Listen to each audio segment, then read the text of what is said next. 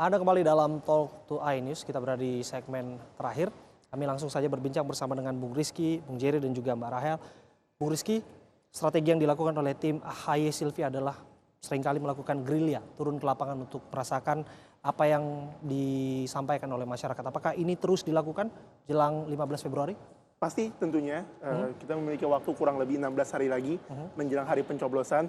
Gerilya yang dilakukan oleh Mas Agus dan Pak Silvi akan terus digencarkan. Tapi tentu ada juga strategi above the line dan below the line.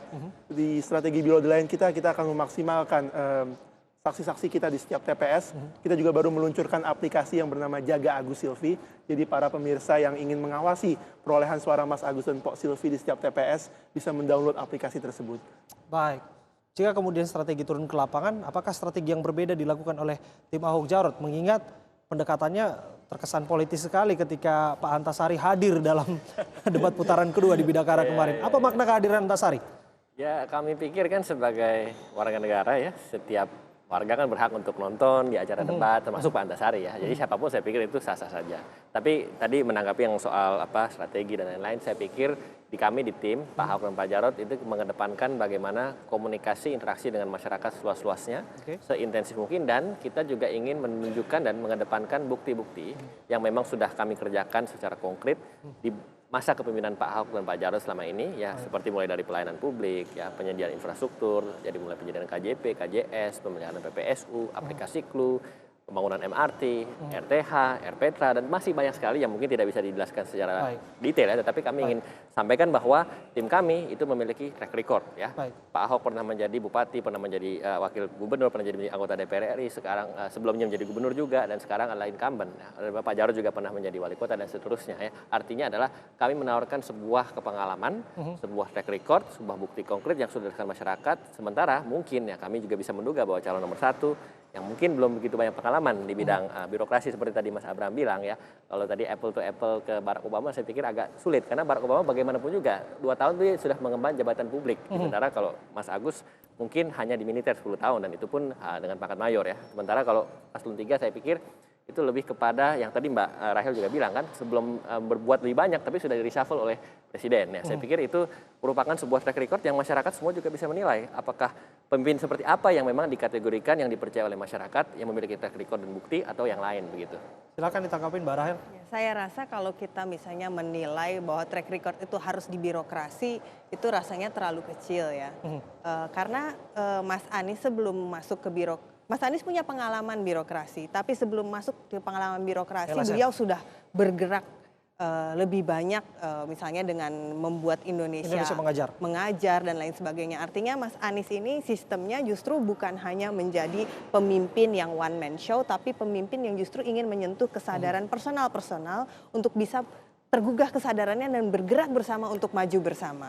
Itu. Dan yang tim lakukan untuk memenangkan ya tentunya kita ingin relawan-relawan kita untuk menyampaikan pesan ini bahwa Mas Anies ini merupakan pemimpin alternatif yang lebih baik yang bisa ditawarkan karena kaya akan ide dan gagasan, punya pengalaman juga dan terbukti bisa bergerak bersama bukan hanya sebagai pemimpin yang one man show.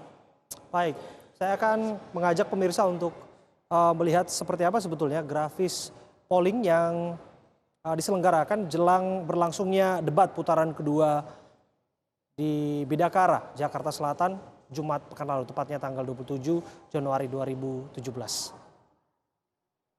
Pemirsa, kita bisa saksikan secara bersama-sama, inilah grafis yang menunjukkan polling yang dilakukan oleh Political Wave terkait dengan preferensi ataupun kesukaan masyarakat terhadap 3 orang kandidat pasangan nomor 1, nomor 2, dan nomor 3 seiring berjalannya debat.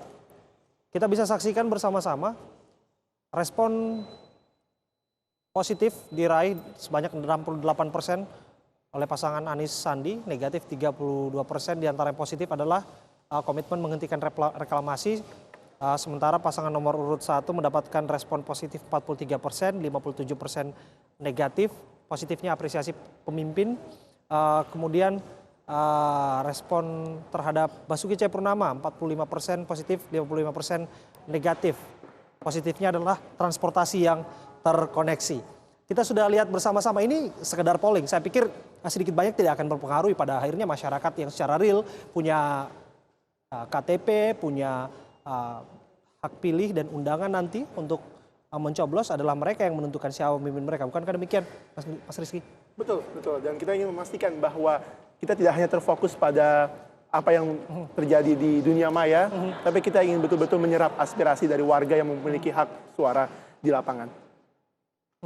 Baik, terakhir Bung Jerry merespon polling tersebut dan kemudian meyakini bahwa pada akhirnya masyarakat yang nanti yang akan menentukan pilihan secara real dan jelas. Betul ya, saya pikir kalau yang namanya polling kan setiap saat bisa berubah, dinamis ya, dan itu merupakan potret pada saat survei dilakukan.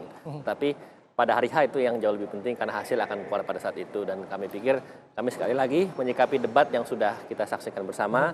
Saya juga ingin menyampaikan selaku tim dari nomor urut 2, kita melihat kita hanya ingin membuktikan data-data, angka-angka, program-program yang sudah terbukti dan sudah konkret dirasakan ya. Karena jujur saja kalau kita nilai secara rasional ya, seperti pasang nomor 1, nomor 3, kadang-kadang sedikit terawang-awang ya, diawang-awang dan kurang konkret. Misalnya seperti bagaimana kita memetakan rumah yang berdiri di bantaran sungai. Itu tidak ada kejelasan gitu. Baik, terakhir ke Mbak Rahel, disebutkan mengawang namun hasilnya angin segar. Polling menunjukkan bahwa Pak Anies Sandi memiliki keterusan yang cukup banyak. Ya, bahwa banyak polling yang berkomentar positif terhadap pasangan Anies Sandi, dan di banyak polling juga pasangan Anies Sandi dianggap memenangkan banyak polling. Tentu ini menjadi modal awal bagi kami, meskipun betul tadi kata teman-teman bahwa itu bukan semata-mata yang akan memilih di TPS nanti, tapi ini menjadi pacuan semangat lah buat tim untuk bergerak lebih banyak memenangkan Anies Sandi. Masih ada satu debat lagi, nanti kita akan kawal bersama-sama dan kita akan saksikan seperti apa